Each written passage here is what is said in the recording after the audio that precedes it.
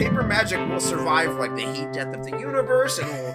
Oh, it's a smuggler's copter. Would you like to crew this? And then it crashes because they don't understand arithmetic. All your cards belong to me. 2 minutes into macing him in the eyeballs, I switched to pepper spray. He's like, it's all right, refreshing. And went back to the mace.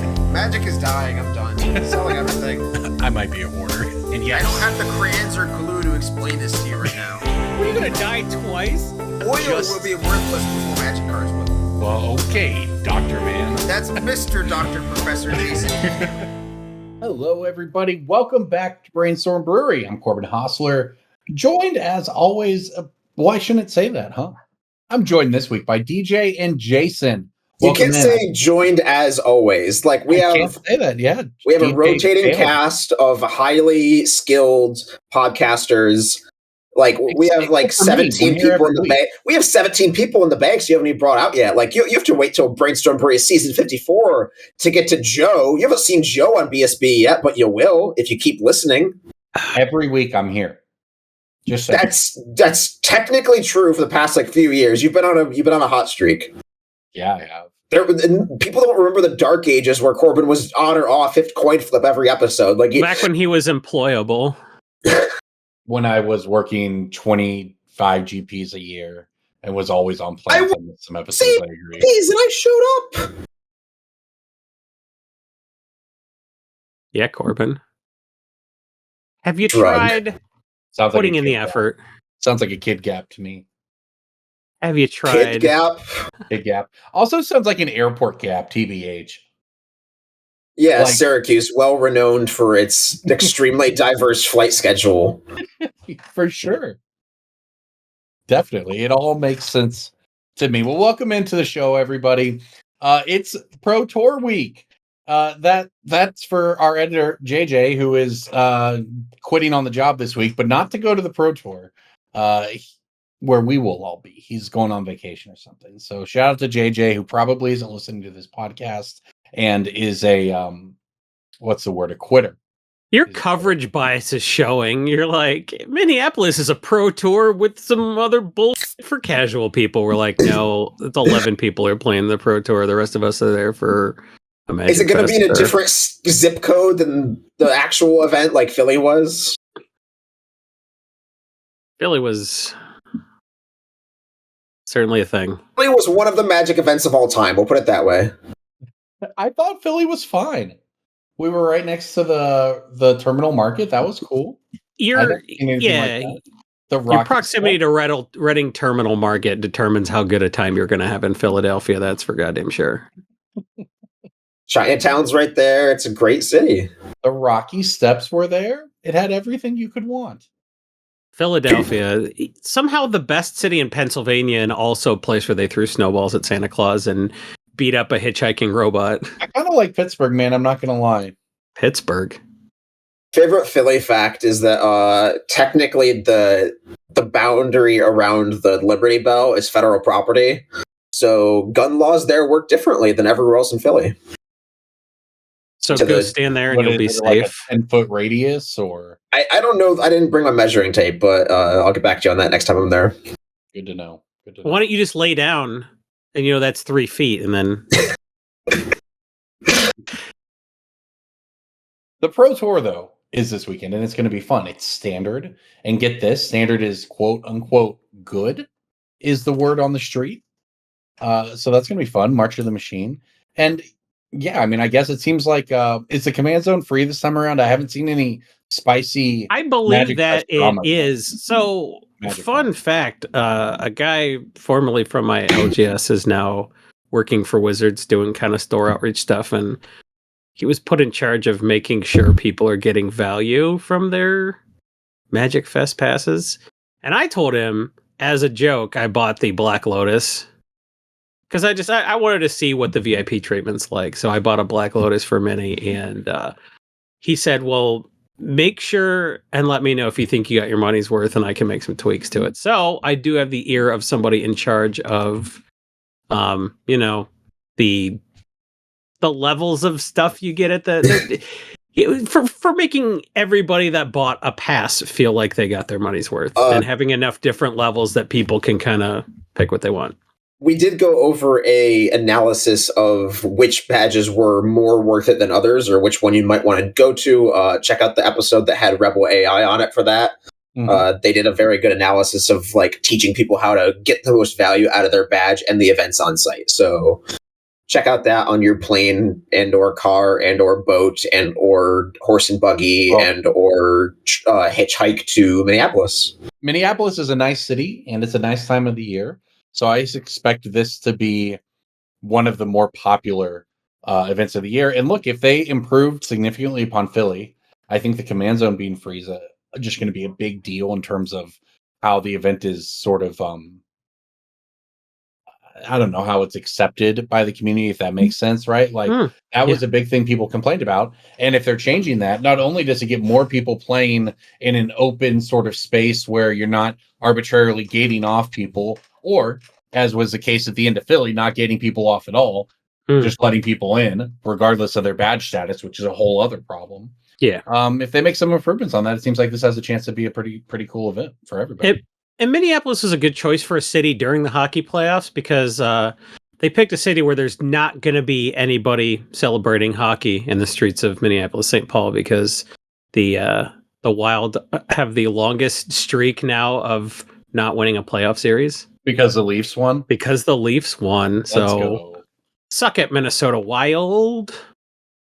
I didn't know that, though. I'll say that. You could have told me their team was in the playoffs right now. Well, they got shit on by the Dallas Stars, who are going to shit on the Krakens in a few weeks or a few days, I guess. Their team, and now they shit on them in the playoffs?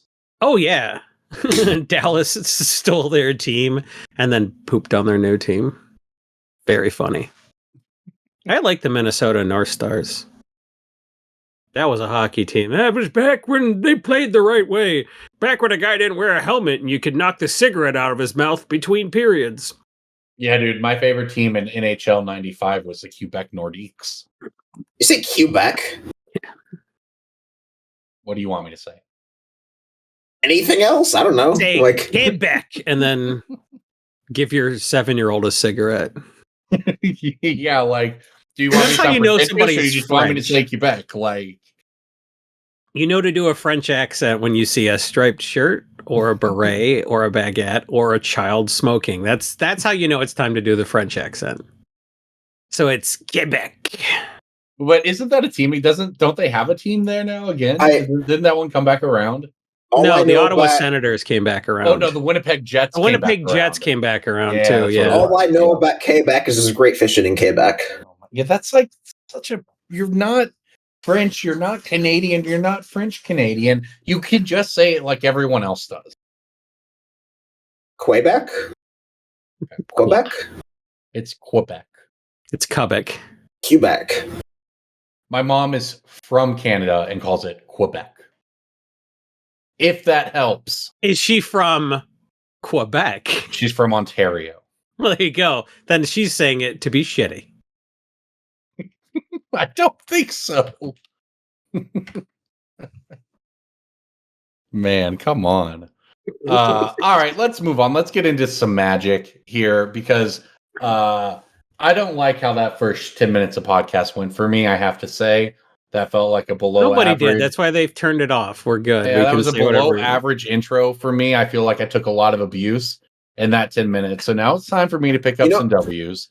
So it's time for Breaking Bulk. It was terrible, but I don't think it's fair to call it below average. I think it's average. Breaking Bulk time. Breaking Bulk time. Break. Oh, yeah, Breaking Bulk. There's so much good stuff. It's a pick. Breaking Bulk. The end. I did forget to start recording for the first 3 minutes of that, so we'll be good. You got some backup DJ action this week. So, all right, DJ's but you know what I off. didn't forget is my Breaking Bulk. I brought 4 of them. I'll pick one randomly among these for... Neat. I'll pick one randomly. I'll give Corbin a fighting chance. I'm so good at Breaking Bulk. This is a Mystery Booster Retail Edition foil. So that is a sheet of 150 cards. No way. It is a white... It was originally a common, so it's a white common that is mystery boosted in the retail edition. When your Roku goes too far. A white common. What set is it originally from? Fuck off with Conflux. I'll give you all the information you ask for. Cool. The actual. Oh my god. a Conflux white common. Well, now that you know it, you can guess it. Super. Oh my god, you've already guessed dude, it. It's obviously the 2/2 artifact guy. Court Homunculus? That's the one. No. Oh. Pretty good guess, I think. I think that card is actually from Conflux. I know. I played some Conflux. At one point, it wasn't bulk. Conflux was a terrible set. There are no good cards in that set. Is this legit white and not an artifact? Correct. It's not even a creature. So what the hell, whites? No, hang on. We're in Conflux. That's the Hindering Light set. But that's blue-white. No, Hindering Light. It is also mono monocolor, so it's not multicolor. It's mono white. Wait. Not a creature, mono white, Conflux. It could be like 3 things. There was a thing that gave 2 creatures +2/+2, I think. Nope. There was. It does a very non-white thing. I will say that. All right, you win. Lapse of Certainty. Mono white counterspell. That was Shards of Alara. I was in Conflux for sure. Are you sure? I'm sure. Oh, you got me. Lapse of Certainty is a Conflux common that does a very non-white thing. It counters a spell, and if that spell is countered, it put it on top of its owner's library instead of putting it into the graveyard. You can put it in your Dan piles. You can. I think this is a white thing again. Lapse of Certainty and Dan? I don't make the rules. The rules of Dan. Neither do I. Neither do you. Perfectly viable card in your Dan white splash pile. It would have to be a 2-color deck, which would cause some sort of Dan revolution where they would really radically alter the rules. Your Dan can be whatever you want it to be, but pick your Lapse of Certainties out of bulk. The Mystery Booster one is worth more. That's why I picked that specifically over the Conflux one. The Conflux one. Your picking machine picked that one specifically. Yes. Same thing. You guys will never get mine. Transitive Property. Good point. I pick the machine picks, therefore I pick. Mm-hmm. Makes sense. What else makes sense is that this Ikoria gold creature is worth almost $1 retail. Okay, what's the rarity? Uncommon. Wait, uncommon because it's like a signpost. The cycling one. Sprite Dragon? No. Gets a counter whenever you cycle. No. That's not gold. I think that's mono white. Not Sprite Dragon. Is it the black white Human Matters one? No, indeed.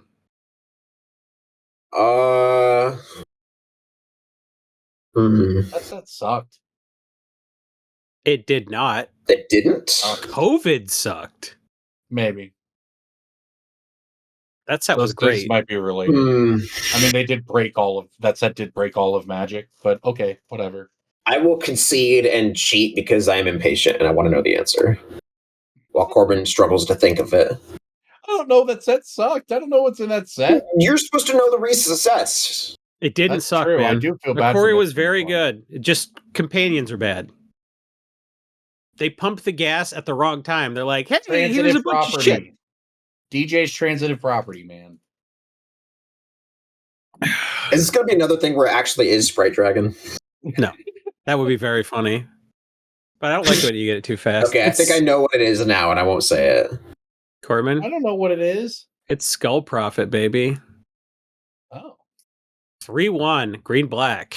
Tap to add a green or a black, or tap it to put the top 2 cards of your library into your graveyard. Very, very useful. My Roku would pick this card. It is 50 cents TCG Player Market. Boom. These are in bulk all the time. They're $1 on Card Kingdom. Don't bulk out a card that Card Kingdom thinks is worth $1. Stick in like a box. This card's design is very weird. It's like a 3-power mana dork, so it trades up, and the milling is separate from the mill, or the milling is separate from the mana when you would think it's like add 2 and then mill 2. Set. Corbin's just saying that because he lost like $40 on Arena and didn't get his drafts going. Ooh, goodness gracious. Wouldn't that be funny if that were the case? Corbin, is that what happened, sir? No, man. I didn't. Arena did eat my $40 of Ikoria packs. That was quite the conspiracy theory. But It's not a In what way conspiracy is that a theory yet. conspiracy theory, Corbin? A conspiracy means that a group of people all conspire. No, Jason, that's not what it means. A conspiracy starts outside of the game, and you can reveal it at any time to get it defended. Oh, that's just a theory, okay? A game theory. That's just what you think it means. Gravity's just a theory too, man. Gravity is a law. The way gravity works is a theory. Nice try. I think he just Uno reversed you. Roku transitive property. Biggita bam. It's good to know science. Okay. I have an Oath of the Gatewatch Gold Uncommon. Oath of the That blue-red Gatewatch. signpost one? It's like Storm Chaser Mage or something like that? Storm Chaser Mage, and no, it is not. That is a card, but no, that is not a pick. Storm Chaser Mage, I don't know if people remember this, was actually a part of Blue-Red Prowess decks for a while. Power crypto a lot. And then they, like, Sprite Dragon came along at some point, right? And then why would you ever play any other version of this? Did you say if it was a creature or not? I did not say that.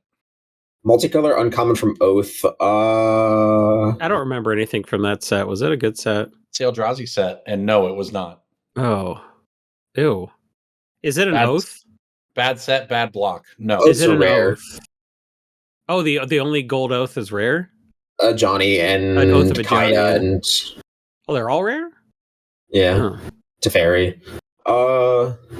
This card is 66 cents, 55 cents market. It would count. It's also a $5 foil. Your mom's a $5 foil. I'm gonna be annoyed when you say it because I should know this one. I agree.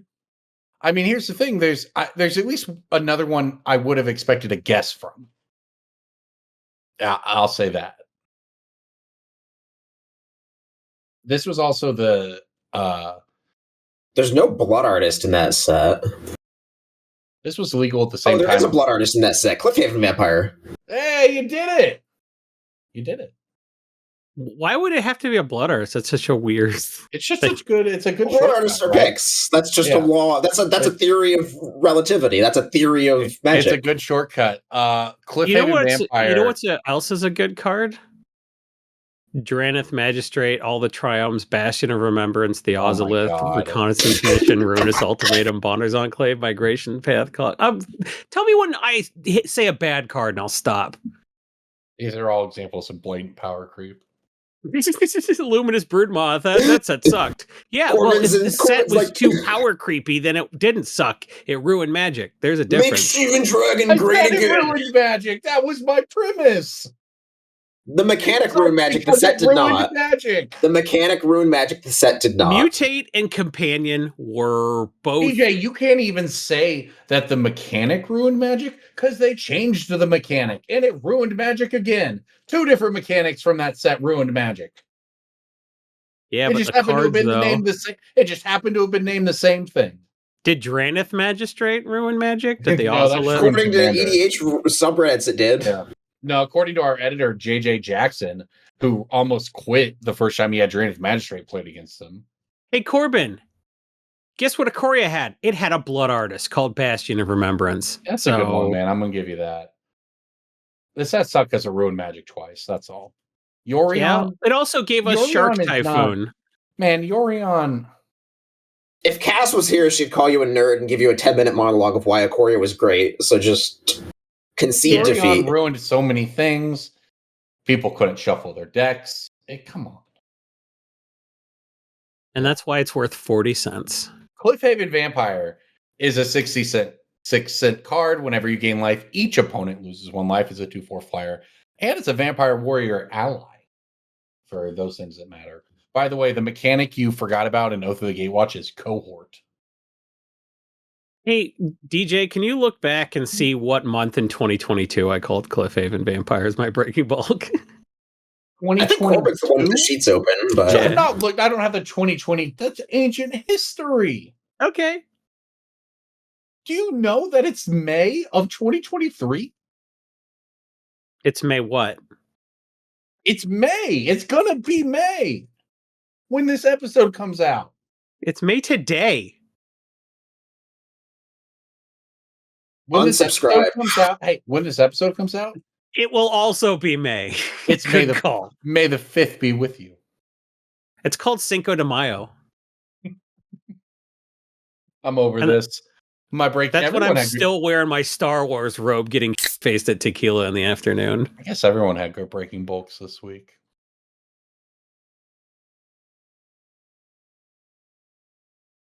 I have a Roku.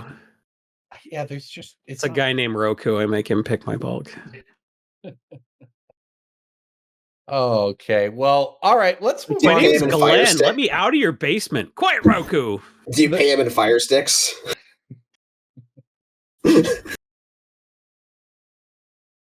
All You right, mean so matches? moving on. Speaking of Draenith Magistrate ruining Commander, a lot of people, some of which may or may not be on this podcast drinking alcohol, have said that Wizards has ruined Commander. Yeah. And Mark Rosewater disagrees. He says, I believe if Wizards had never made any Commander products, the format wouldn't have become the #1 played format in tabletop. So I believe what he's saying there is everyone would be playing Standard at your LGS if they had not made Commander precons. What do you make of that? It's impossible to know if that's true or not. I think that it can be true that Commander is much, much better off with precons, and also be true that there are certain Commander-designed cards that have made the format worse. It would have been much better with the precons, but it would have been much better without the Brawl decks, for example. Yeah, they can And see just Arcane Signet is mostly at fault there. Orvold is a Chulane? thing. Chulane is a thing. Yeah. I don't think those cards are bad design. I think that those cards are badly developed. Like, they just add a mana to each of them and they're probably fine. Sure.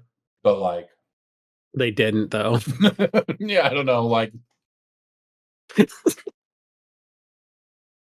best part of Dockside Extortionist makes the format worse, yes, but like, I think that Commander precons as a whole overall are much, much better for the game, but there's some mistakes. What I don't get is being the kind of person who casts a Dockside Extortionist and like still likes what it does to the game.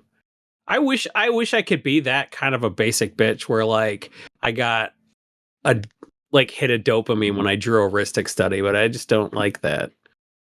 So I wrote a really nasty article about Sol Ring this week, so check that out on Cool Stuff Inc. How did that go, by the way? I ran all I of Cool posted it Stuff. to Reddit in the EDH subreddit, and it got downvoted so fast that nobody read it. So I still haven't thrown it on Reddit, but everybody that like had seen it on Twitter or just like reads my column sent me a Twitter DM saying it was good. When I edited it, I liked it. For someone who just got laid off, I had a lot of work to do last week and was running the entire Cool Stuff Inc. website by myself while the other editor was out of town.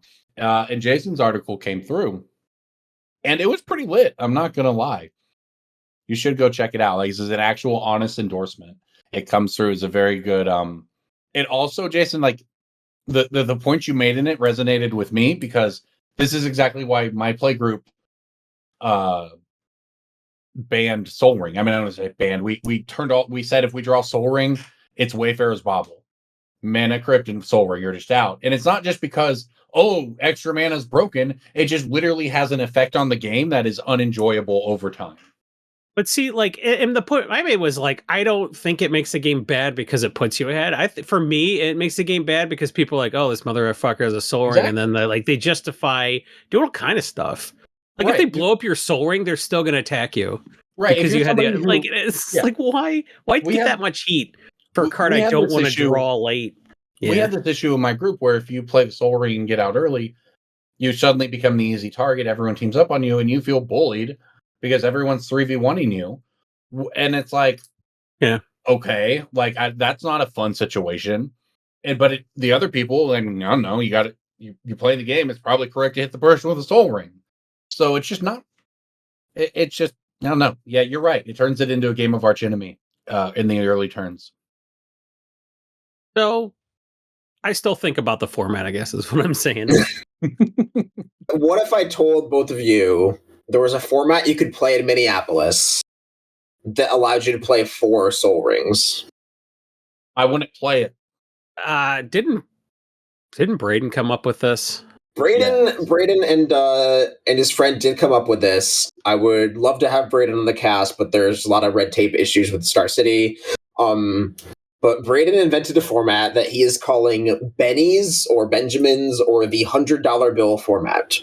I like and Benny's. The entire point of this format is that you go to a live Magic event, someplace where there are vendors and there are tables, and there are people playing Magic, and you each have $100 and a time limit. I actually believe Andrea Mengucci is the first one to kind of pioneer this. Mingo was talking about it a lot. And he broke it day one by making Affinity, and then there's been kind of a soft agreement to not play artifacts in the format to that degree. Cool format. But the point is that you get $100 and a time limit, and you go through bargain bins, you go through vendor boxes or display cases, and whatever you have. This is some like Yu-Gi-Oh! Concrete 1998 stuff, and you build a deck. And for Soul Ring, there's debate, but the part of the spirit of the format is argued is that you get to play 4 Soul Rings. Presumably. Because you have to find them in LGS bins, and it. I mean, as a vendor, I'm a little biased. I think it's a great idea. Yeah. Just pre-build me a deck and throw it in the. I just walk up and hand you $100. Mm-hmm. I have considered participating in this format of the different rules, where like if it's a slow event. And I get $100 in buy list money, so I have $100. Oh, you can just anything buy stuff I buy for yourself during the event. I get to play. No, this is terrible, horrific incentives for you. Well, I want to pay $7 on this, but I've only got $6 left for my deck. So. I can't like tell people that the game exists. But you of course not. Like, but you can lower your numbers based on your budget. No, you're not. Yeah, this the is whole Pact of game's Power an honor system. Sure. The whole game's an honor system. Oh, it's an honor system for everybody. Yes. I thought you were going to talk about pre-DH, because pre-DH kind of is satisfying for those people like me that started playing EDH in like 2012 before they were, printing a ton of high power stuff directly for EDH. And it kind of felt like you could take shit out of your crap binder. You could play like big 7-mana creatures, and now it's just sort of like, it's 100-card legacy. So for pre-DH, I think you get to kind of play some of that haymakery battle cruisery stuff where like Nekusar was a menace. Like, but here's the thing, Jason, that format, that's satisfying. Or whatever. So can you tell me pre-DH, is it just no precons, or is it anything from that time period on? Anything before or after 2011. Oh, so it's just a hard cut at 2011. Yeah. Interesting. It is the pre-modern of Commander. And it sounds fun to me, and it's like you can just have a deck built, and if people want to play that rule set, they want to play that rule set. Like it seems fun. Yeah, exactly. And if you have 20 EDH decks, like having a pre-DH deck that do you get to play? Not that bad. Although I guess you don't get to play Prophet of Kruvix because that was Theros. That would be a draw to me for the format is playing Prophet of Kruvix. If you could play banned cards, yeah. Dude, I could go find my original Teneb list from like 2010 before Carador came out. Oh, remember the days of Deadeye Navigator and Prime Time or Sylvan Primordial? Those were the days, man. Yeah, that was what I remember most about those particular cards was the massive leak inside the committee, leading to advanced knowledge of some of those cards being banned. Specifically when Prophet. I remember about Gate Crash and the boxes being super mappable. Oh, I didn't remember that. All the Gate Crash boxes. Somebody had told me about the Sylvan Primordial thing, and I was like, well, I guess I'm going to trade these 8 out of my binder or whatever, But like there was quite a bit of leaked information around that time. Imagine today. Like imagine if a card was going to get banned in Commander today and it was just casually making the rumor rounds. Like, yeah, until the Pinkertons show up on your door and ask you why you retweeted it. So you get banned for being in a Facebook. Some dude in a covered wagon just knocks on your door with the tip of a fucking Remington repeater. Like a hand-rolled cigar in his mouth, and you're like, what the fuck did I do now? The Did I side piss of off a time traveler? the Son side of of a their bitch. wagon says the literal Pinkertons on it. We're sick of being the bad guys after Red Dead Redemption 2. Oh, yeah. So for whatever reason, it does sound like we do kind of agree, though, that Commander would not be the most played format without the Wizards products. Whatever way you want to read into that, you can look at that as just precons. You could look at it as far as things like Command Fest and Commander parties at LGSs. You can look at it in all of those angles, right? Like there's a lot of different ways that Wizards getting into Commander and making products for Commander impacted it beyond just the 4 precons we got here. But the precons The are huge. role play aspect to the format is the most important part, and allowing people to play out the fantasy of a character. And Magic started as implying you could do that as a powerful wizard casting spells at like, you are the planeswalker, you get to do that thing. But like giving a named character and a designed mechanical identity to that is like what shoots the format in the stratosphere. Yeah, I think so too. On that note, though, Wizards, Hasbro recently released their numbers for Q1 2023, and keep in mind the U.S. is quickly hurtling towards a recession or whatever you want to make of the way things are going here. That said, Magic grew 16% year over year in Q1 2023. Phyrexia All Will Be One did better than they expected. Apparently, there were, quote, record pre-orders for Lord of the Rings coming later this year. But they also cited another run, a 4th reprint run of the Warhammer 40K Commander deck. Are they doing the foil edition too, or just the regular shit? I'm not sure on that. It's not the Surge foil. I'm 99% sure. Because those are real money. Yeah, the collector's editions ones are around $650 for a set, and I don't expect them to go down. Well, and that's what I'm getting at here is how much demand there is for this stuff. I mean, a 4th print run or whatever. When we talk about, well, if Wizards hadn't started printing any of these things, I mean, if Wizards hadn't started making Commander precons 10 years ago, it's not just sort of an academic discussion about what would be the most played format today. I mean, a lot of people get into Magic because of all these crossovers, which are driven almost entirely by the existence of Commander. So I mean, that's just but you're saying that exact product and that exact frequency of that product is fine, because if they'd done nothing, it would have been worse, right? Like, yes. Well, I'm not saying that I'm fine is like a loaded term or whatever. I'm just saying that I have to agree with that Commander would have never been what it is, but more so than that, now it has a really tangible impact on Wizards' bottom line, because literally in the Hasbro conference call, they're talking about how their pre-con Commander decks sold as a part of their profit margin. They did it at an acceptable rate for 8 or 9 years or whatever, and it's only the past 4 or 5 years that you've gotten disenfranchised from it. But like, the Commander was the best format in 2016 too. That was the thing. Like, it was number 1 back then. Yeah. And if this product at the rate of once every 1 or 2 years was good, then doing it 10 times as much and making everybody miserable must be better, right? Because this wasn't like, we're doing the right amount of shit, so quit complaining. It's, oh yeah? Well, what if we never did it? That's a way to look at it. Oh, your brother drowned? Oh, well, you think he would be alive if he never drank water, idiot? That's one way to interpret. I guess you think you shouldn't drink water. Blog post. Like, yeah, it's dumb and petulant logic, and I can't believe it worked on people. Oh, it's true. I guess it is true. Yeah, Magic wouldn't be as good if they didn't do the precons. I mean, you could obviously make an argument that there is an alternate reality here, a multiversal Earth where Wizards started putting multiplayer words on cards without doing Commander precons. Is there a universe where I'm still happy with Magic because they didn't release like EDH precons 5 at a time 14 times a year, and like Magic's fine. Like, is there a universe where that happened? No. We checked. Doctor Strange did the thing, man. All realities. It's actually worse in every universe. Jason got salty in every reality. This is your best one, man. I'm not salty. I'm sad. I'm not mad. I want to still like Magic. I'm not rooting for Magic to fail. I don't like it. On an intellectual level, I want to still be engaged with the game, but I don't have the drive to build and play anymore. They stomped the enthusiasm out of a guy who named his kids Lilian and Soren.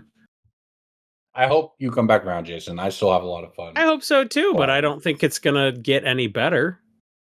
Because they're like, well, we have to prop up a fucking dying toy company that can't figure out why nobody wants to buy Nerf guns in 2023. And if we have to release twice as much product to have a good quarter for a dying toy company, so be it. It does seem like the, I mean, I actually saw the Hasbro stock had done okay recently, but man, Hasbro as a brand does not inspire the same, same with like Mattel. You know, we increased the amount of Magic 900%, and look, 15% increase in profit. Does that sound like a good thing?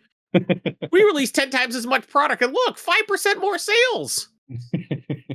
For those who are willing to bet on Jason's side of things, I can put my business email in the show notes, and people can sell their collections before they crash. I'm not. It doesn't even. You're doing the same strawman bullshit yourself, man. It's not an either or. Yeah, Jason could be over it. You and just not popped out of a sewer and said, and yet you participate in society with that little comment. All right, so let's move on to. I'm not saying the game will die. It could get if it gets worse, right? Like if the game's going to get worse, people should sell their collections now. If the graph starts to go down that way. It can just be worse for the deeply enfranchised players and not necessarily worse for Magic. Both those things can be true. I agree. I have a lot of people asking me for Transformers cards and Stranger Things cards who've never touched the game before. Yep. It's definitely there's just a lot going So we need on. more secret layers. I mean, there's why are we only doing 500 secret layers in 2 years? Those are rookie numbers.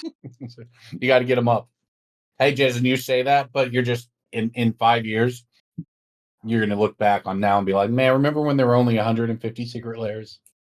Not yeah, remember before the Roblox secret layer completely ruined Modern? And instead of banning the Roblox cards, they banned every Mana Rock? That was messed up. I look forward to it. I know we've memed on this a million times, but we really are entering the world of Gandalf doing the thing with Professor Plum and the Laboratory Maniac. Like it's just going to be a mess, and it's going to be fun. I'm here for it. I always tell people that all the new Commander cards are insanely broken and overpowered and crazy, and they're all pretty fun to play with. That's where I'm at. The other place I'm at, of course, is at Coalesce Apparel and Design. That is where you can find the merch for this podcast and most of your other favorite Magic podcasts and content creators, from streamers to YouTubers to those who still, I guess we count as YouTubers, but also for those who are in the auditory world only of podcasts. You can see DJ showcasing the shirt there. There's a ton of great merch. You can use the gift code Brainstorm Brewery, get a discount. You can use that on any product on the site, and very much worth it. I think Jason said a week or two ago that 90% of his wardrobe is Coalesce apparel these days, and that seems like a pretty good margin to me. Like it's comfortable. Yeah. And one final thing, if you're going to be in Minneapolis this weekend, the Coalesce booth won't be around this time, but they are offering free shipping on all domestic orders all week long instead. So go check it out. Coalesce Apparel and Design. There's some new MTG Jam shirts on there. That means if you're not a Patreon supporter and you're listening to this on Friday, the clock is ticking. Yeah. It's one of those doomsday clocks, and it's going down rapidly, and you have a limited amount of time to save a significant amount of money on your Coalesce order. So use the Brainstorm Brewery gift code and get free shipping. Stack those discounts like they're on the stack in Magic, but and then use the savings to subscribe and get the episode earlier on patreon.com/BSB. So you don't feel stressed and anxious about missing your favorite content, and you can get it emailed to you directly via Patreon. And I know we'd all appreciate it as well. Okay, next up, it is time, of course, for the other generous sponsor of this podcast, MTGstocks. And it's time for the MTGstocks game. Now, this particular segment is not any more sponsored by MTGstocks than anything else, but it is the MTGstocks game. Because when they stop sponsoring us, the segment dies forever. Well, I mean, I guess that's how that works. It's named. The point is, I named it the MTGstocks game because it's a great name. I'm basically the LeBron of naming conventions. DJ, why don't you go ahead and MTGstocks game Jason and I? Sure. So this came along while I was looking for my pick of the week, and my pick of the week happens to be one of these 5. And it is from a Commander cycle, so thank God, or Commander Precon cycle, so thank God these exist, and we're not in that weird alternate Doctor Strange timeline. This is the Kindred cycle from Commander 2017. There's Kindred Summons, Kindred Dominance, Kindred Discovery, Kindred Boon, and Kindred Charge. And I am asking both of you to name them in price order, highest to lowest. So give me the most expensive card in this cycle, all the way down to the cheapest one. Is it blue first? That's got the most printings, I think, but like... I would have guessed that the green one is expensive. Argue, if I did not know anything about Magic prices, that the blue one is the most powerful. It is draw a card whenever a creature of that type enters the battlefield or attacks, and it's 5 mana. So I play this in Sig River Cutthroat, and I draw a lot of cards with it. It's been reprinted, though. I don't know if the other ones have. I want to say still blue, black, green, red, white. No, green, white, red. Blue, black, green, white, red. Corbin, you're not talking. Your audio's... Yeah, no, that was me talking to myself. I think the green one is more expensive. I'm going to take Jason's order, but I'm going to put green one second. I'm going to move it up one. Okay. Blue, green, black, white, red. So like I did a while back when I was buying it at GP, you both drastically underestimated Kindred Dominance, which is like a $36 card. The black one? Yeah, that is... Sure did. No reprints, it doesn't reanimate. It is 7 mana sorcery, choose a creature type, destroy all that aren't of that type. Yeah. So it's just no reprints. Dumb, just clunky Wrath. But I guess if you got a dragon deck, you're like, no, I mean, it seems it's a second Crux of Fate, right? But I thought it was the second most expensive. I really didn't think it was that much. The blue one was nuts before it got reprinted. Yeah, once Kindred Dominance gets a reprint, it'll be back to a more reasonable number, I think. Kindred Discovery, the blue one, is still in second place, even with that reprint. It's around $10, and it has a borderless extended art foil from Baldur's Gate, I believe, that is very pretty looking. I still think it's the most powerful because it draws a whole lot of cards. Kindred Summons Green comes in third place. Very, very close. It's like 8 instead of 10. That one is choose a creature type, reveal from the top of your library, where X the number of creatures you have of that type, and then puts them all on the battlefield, not your hand. So it's a 7 mana instant way to just play a lot more elves. Kindred Charge is fourth place as mono red. Around 6 or 7, and it clones all of your tribal things, clones all your creatures of that type. And then Kindred Boon comes in last place at $2 or $3. This is a 4 mana enchantment investment, but you have to pay 2 mana for each divinity counter you want to put on those creatures, and then they have indestructible. And there's a couple other weird ways to get divinity counters too. They're not really. And they only have indestructible. I'm looking at this card now for basically the first time. They only have indestructible so long as your Kindred Boon is still in play. It doesn't even naturally give them. Everything else that grants a divinity counter gives everything with a divinity counter. Yeah. So if you have that which is taken and you just swap that out afterwards, they get indestructible. What I'm saying is if you have, like, if you're just playing Kindred Boon and you play your Kindred Boon, you're like, I'm going to make this creature indestructible or whatever, right? And then someone just kills your Kindred Boon when you're in combat or whatever else, and your creature just dies. And paying a lot of extra mana per creature is very rough. If you're playing a mono creature type, you want to go wide, you're not paying 17 mana across Kindred Boon. So that is the worst one by far. I just thought it was interesting that Kindred Dominance, no reprints, and close to $40. Yeah, for sure. Was unaware of that one myself. That's crazy. I mean, I guess it makes sense, right? If there's a lot of black decks that would want, obviously it's got the tribal thing going for it. Yeah. That's a lot of money. I knew it was okay. I knew the blue and black were heads and shoulders above the rest, but I really didn't think that the black one got above where the blue one was when the blue one was reprinted. That's just bonkers. Yeah, and then green and blue. I think a big part of it is it's not like Patriarch's Bidding, where each player gets to choose a creature type. If you're playing Patriarch's Bidding or something like Coat of Arms, there's a lot of like symmetrical tribal buffs where everybody gets to do the thing for their tribe.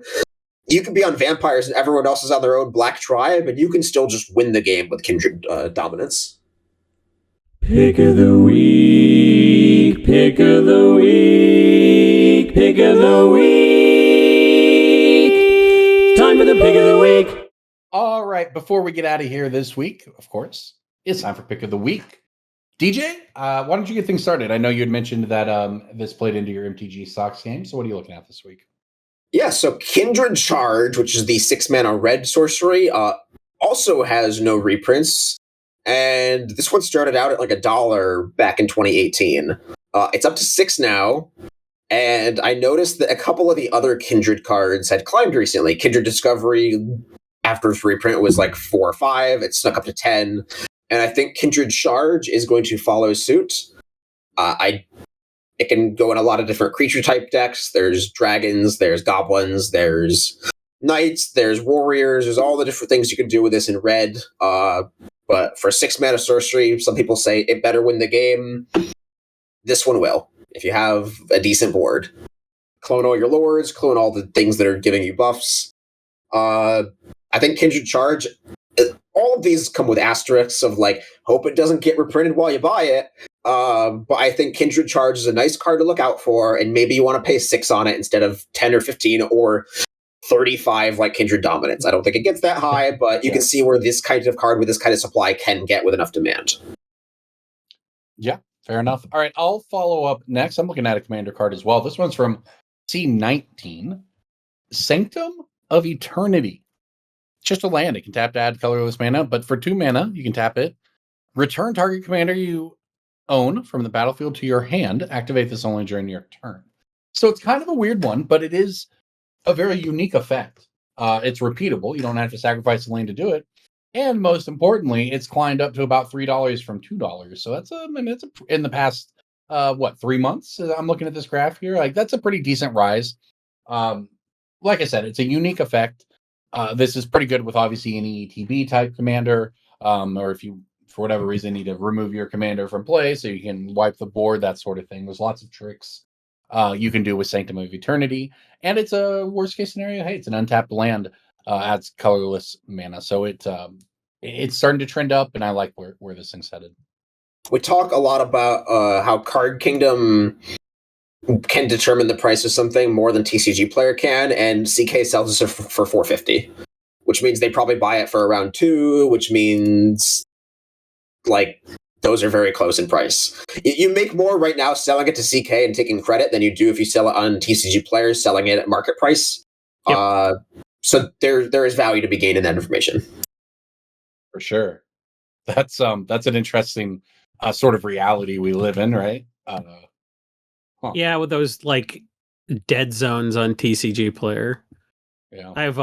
I've started considering how easy it is to list your $3-4 cards and sell them in 30 seconds on Whatnot. I'm starting to think maybe I should do that kind of junk. Like even if you don't get full value for it in a 30-second auction or whatever, you're still not like losing money selling it on TCG Player. Like the fact that like $3 and $4 cards are where a dead spot is kind of blows. Well, that's why I'm so glad to have an outlet at home again of selling cards in a case, because you mentioned there's just so many cards that feel like they should be good, but if you're trying to work entirely online, becomes on TCG Player can become pretty rough. But yeah, all right, Jason, what are you looking at this week? I kind of think that so much has come out that like cards just come and just like are gone immediately. I feel like everybody sort of missed Silkguard. It's from the Kamigawa EDH decks. You can basically play this as a 1 mana heroic intervention. It gives your stuff hexproof, so you can put counters on the thing plus counter spells. So this is like a void fate at worst, and like, I don't know, something that dumps counters on a bunch of your creatures. So like you can make your shit hexproof, but also put counters on it. It's just a nice little utility card that for as little as 1 mana can give a bunch of your stuff hexproof in a deck where you're putting counters wide. So something like Shalai and Halar that's getting a lot of notice right now just because of the really easy combos in it. Red Terror, Heliod, Mikaeus, Hardened Scales. These are all cards we've like talked about before. Or like Red Terror, there was never a good time to buy it for under 10. So that was just sort of a card we never had access to. But if you look at all the stuff that's in that deck, the precons are so good now that like all the high synergy cards on EDH Rec, except for 2 of them, are from the precon. So it's like, yeah, these are high synergy cards, but also they were printed in the deck because the deck is just ready to go. So the number of cards that actually go in these precons when they get modified, it's getting smaller and smaller, and you're having to buy stuff like a $20 Heliod Sun Crown versus being able to like put a 25-cent Champion of Lambholt in the deck. So it's gotten rougher for people upgrading, but Shalai and Halar is a popular deck. It's fun, and Silkguard just seems like a no-brainer to me. It's like a couple of bucks. It can't go down. Well, Silkguard's got a really nice looking MTGstocks graph as well. It's about $2 or whatever. It's climbed up from where it was when it was printed, and is just sort of looks like it might be right at the beginning of some more growth. There's a full art version of that one as well, which has got a really nice steady looking climb. So this is a very good breaking ball too. I didn't know this card existed, but it looks pretty good to me. Yeah. That's what so much of EDH finance is these days. It's just people like, oh, that's a good card. But it's not even like, oh, that was printed in, 1998. Cool. It's like, oh, that card was printed this year. Yeah. Cool. Commander's I've never also seen treated that. So much more like a board game now than it used to be. Yeah. And that it's you can have that board game esque experience. People pay $100 for 4 decks. They play them at their local play group, like basically the precons without modifying them. Play them like for 4 weeks, and then they take them apart, throw them in their box, and they got their entertainment value out of it for those 4 weeks. And then the cards sit in a box until like meet me at a GP, and then I pay 50 cents on Silkguard because now I know that it's worth $2. Mm-hmm. And then over time, enough of that happens that enough of those Silkguards end up in bulk boxes, and then enough people buy Silkguard off on TCG Player, and then suddenly Silkguard is a $5 card. It certainly seems like that is the direction it is trending. All right. Well, I think that wraps it up for us this week, everybody. The 3 of us are all heading out to Magic Con. This is already there, basically. Cass is leaving Tuesday very early in the morning, which is why she wasn't here. For Cass, I wasn't sure. Tell people where I'm gonna be. We're all heading to a Magic Con in a city. I won't tell you where. Jason's hotel room will be in the description. I'll be at Pro Tour March of the Machine. It's going to be fun. It's going to be great. These 2 are going to be there as well. We'll see Cass. Maybe we'll get a picture with the 4 of us. It'll be great. Everybody, thank you so much for listening. As always, Brainstorm Brewery. We appreciate all of our patrons at patreon.com/BSB who make this possible. And a special shout out to Ken, our guest editor this week while JJ's out. Thanks for listening. We'll see you next week, everybody. All right, good cast. My apologies to Ken for starting my recording like 4 minutes late.